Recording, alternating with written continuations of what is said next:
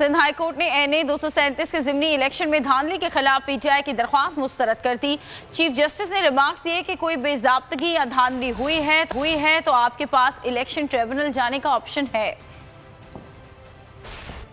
NA 237 के ज़िमनी election में धांधली, पीपी उम्मीदवार अब्दुल हकीम बलोच की कामयाबी के खिलाफ दरख्वास्त में मौक़िफ़ इख्तियार किया गया है कि मलीर कराची के हल्के एनए 237 में बदतरीन धांधली की गई। पीपल्स पार्टी के कारकुनान ने जाली वोट डाले। धांधली और दीगर शिकायत पर शफाफ तहकीकात का हुक्म दिया जाए। Chief justice Sindh high court Ahmed Ali Shaikh ने पाकिस्तान तहरीक इंसाफ की दरख्वास्त पर सवाल किया कि जो बातें आप बता रहे हैं वो इंतखाबी तनाज़े के ज़ुमरे में आती हैं। आप इलेक्शन ट्रिब्यूनल गए या नहीं? पीटीआई वकील ने कहा कि इलेक्शन कमीशन को बेज़ाब्तगी के हवाले से 3 खतूत लिखे।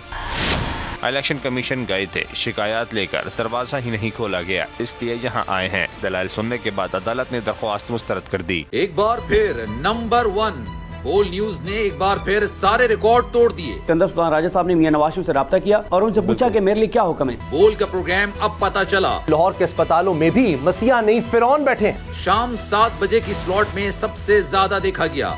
65% सार्फिन ने सिर्फ बोल देखने का इंतखाब किया। खून हल्का हवलदार का ही होता है, पुलिस के खिलाफ तो न जाने कितने प्रोग्राम है, क्योंकि बोल है नंबर 1।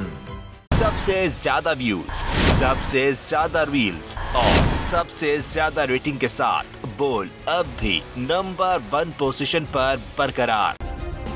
सब्सक्राइब करें और बेल दबाएं ताकि कोई खबर रह न जाए।